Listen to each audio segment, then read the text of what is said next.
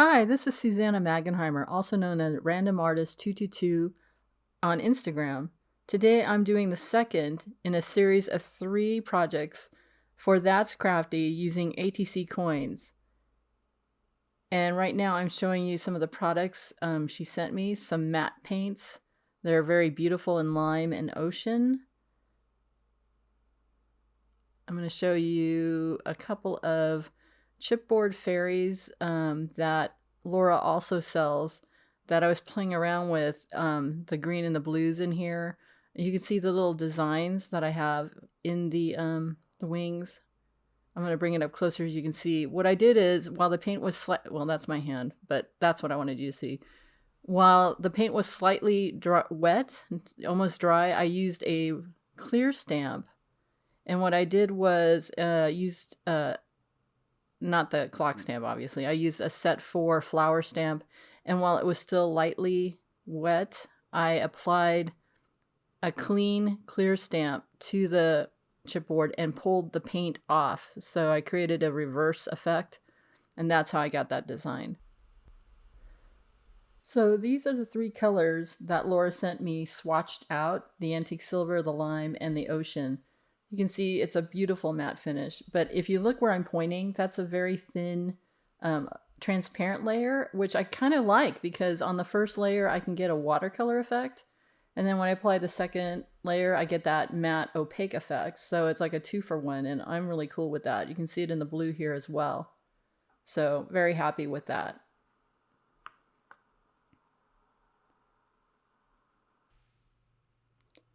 So as part of my Decoupage Coin project, I'm going to be using this little acorn that I fussy cut.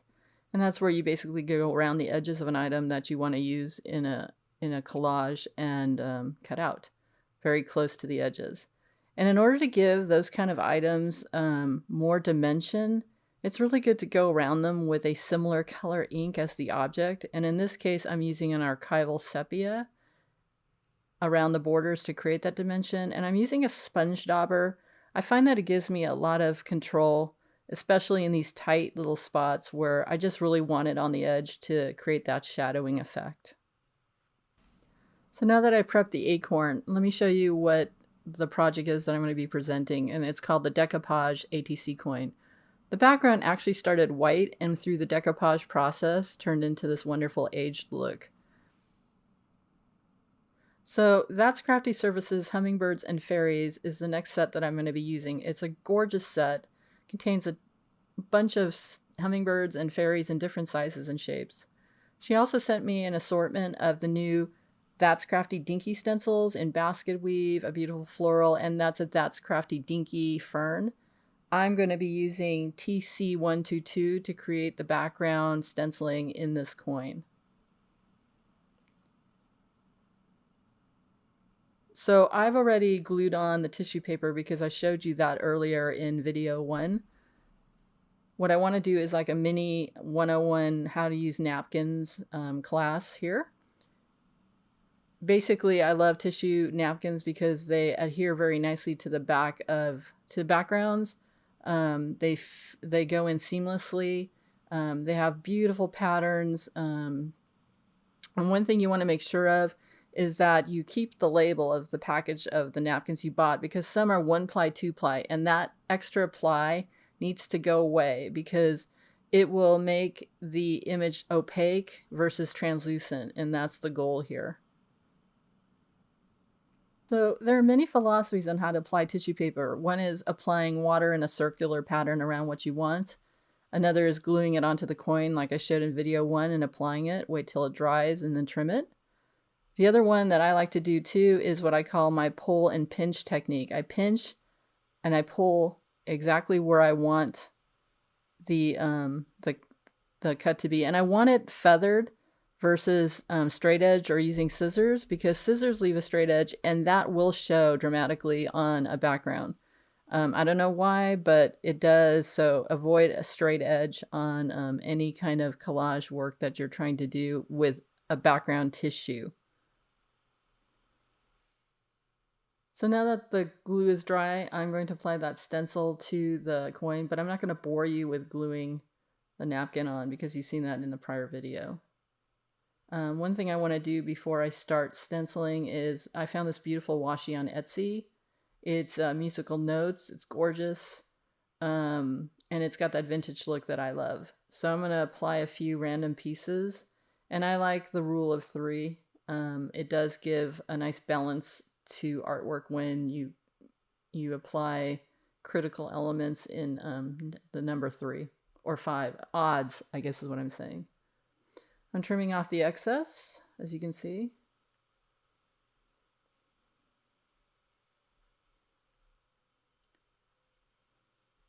And now I'm making sure that I have it set up so it's looking right to me and not upside down, because I've definitely stenciled stuff upside down and regretted it afterwards. Make sure you look for the registration on the stencil. One will tell you what the front of the stencil is, and help you line it up. The other thing is, if you flip it by accident and don't use the registration to align it onto the coin, you're going to have a seepage issue, because where the registration is how the stencil lies flat. If you flip it, the little lip will show, and that will cause you to have issues. So in this case, I'm using Tea Rose archival ink. Again, I like archival ink because it's permanent once dry, and I can put mediums over it and have no issues with it. So I'm just lining it up and getting my trusty sponge dauber, because these are smaller stencils, so you want a really tiny sponge applicator to get all that on. So this is me zooming through, getting all the ink onto the coin.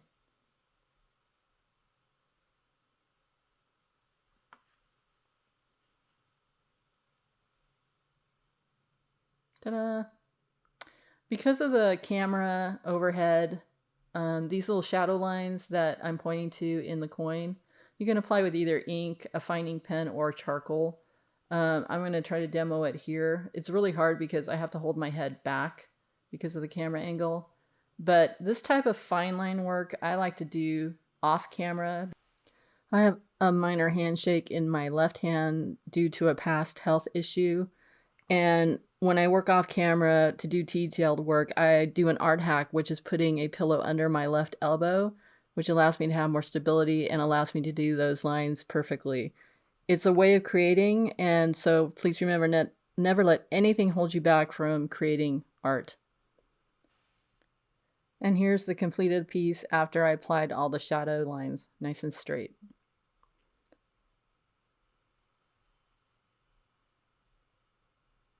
So I had done these fairies and hummingbird earlier, and I'm just test driving them on the stunt double coin that I created. And to me, they're just too much for the delicateness of that coin right now. But I want to show you a close-up of how beautiful these images are, and how I'm definitely going to be using them in the future, no doubt. And remember, if you do the technique with the acrylic stamp to pull off some of the paint before it completely dries, make sure you clean that acrylic stamp, because those will get into the nooks and crannies and ruin your stamp.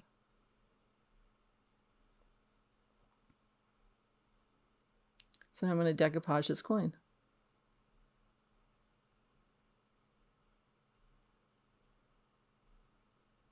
As with all embossing, it starts with applying embossing ink. And that's what I'm doing here. I do like these mini cubes because it gives me a lot of control versus the large full-size pads. And I think the industry is headed that way. I see a lot more mini pads now than anything. I just want to make sure I get everything on. And I'm using the light coming in through my window in front of me to make sure I see that glycerin showing up. I'm going to use an ultra thick embossing powder to create the decoupage effect. It's by Emerald Creek and it's called Beeswax. It's a very chunky embossing powder, so you want to shake it. And then just carefully apply it to avoid embossing powder disasters that I'm the queen of.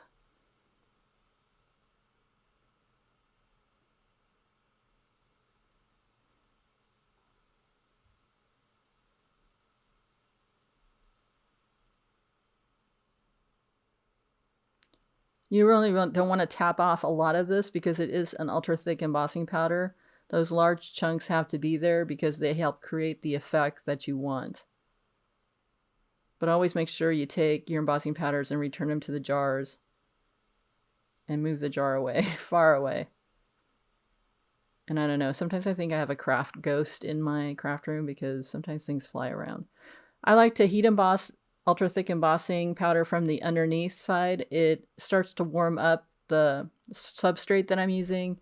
And then once I see that that's heating up, you can see the transformation start to happen. I flip the gun to the top and I do start far away and bring it in because I don't want that coin blowing. So here's me demonstrating what I'm kind of talking about.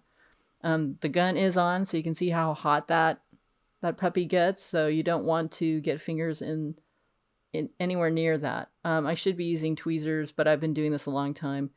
You can see the transition happening. And because it's ultra thick embossing powder, there are what I call rough spots, and I can feel that. So what I want to do is apply probably a second coat and take away some of those rough spots, because some of the embossing powder underneath the thicker pieces haven't melted quite all the way. So I'm going to emboss this again with ink and just repeat. Because I've heated this up once, it's going to be really easy to heat up again. So here it is all nice and done. And you can see the white has now turned to this wonderful decoupaged effect. And it's now a matter of finishing it up. Here I'm just showing you the thickness of the embossing powder. And I'm just going through once again to make sure there are no hard surfaces that I know where it didn't melt. This is just a little fern that I had hanging around that I decided to paint with the lime and apply to create a little color pop in this piece. The fairy and the hummingbird were too much color pop, but this was perfect, I thought. And this is a way I make sure things stick on. I always put a thin stamp block and a heavy paint bottle on top, and that's usually for a minute or two, and that sticks it on really good.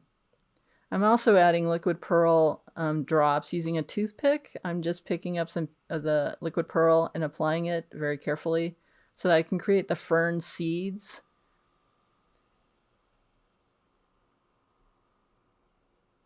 And I will have a close-up photo of this afterwards.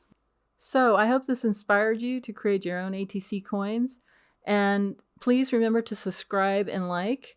And I'll also have links embedded so that you can click on them and see the other two projects I did for That's Crafty with using ATC coins.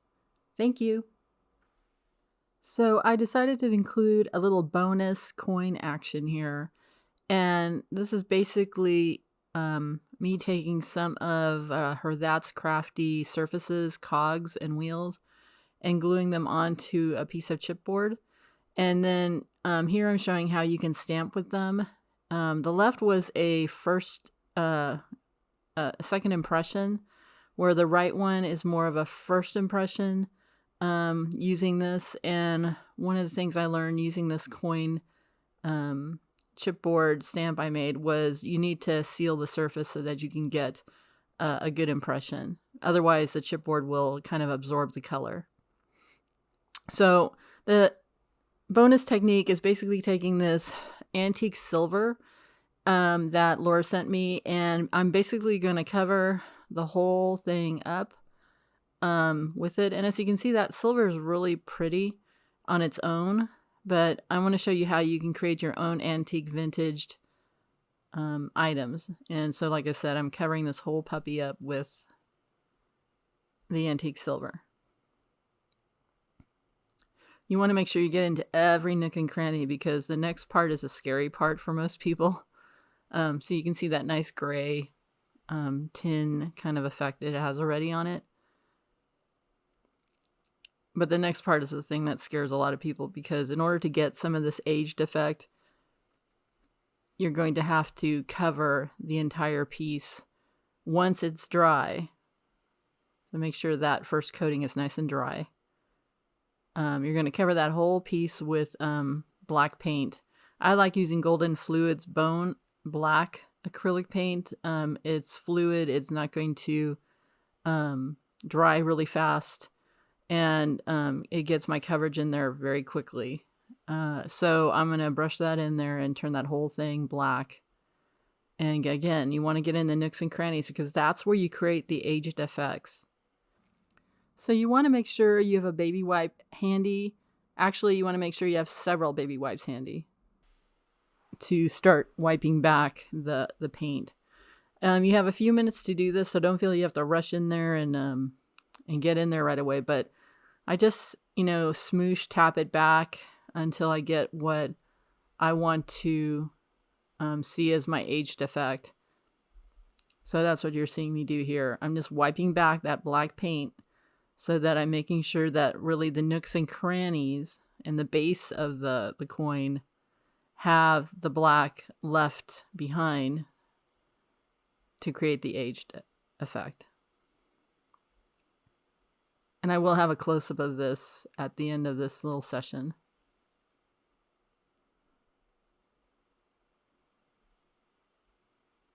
And this is just a short tutorial on how to do this.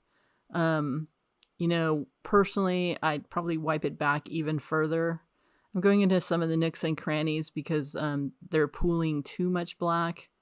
So just make sure you don't have globs at the bottom of the piece.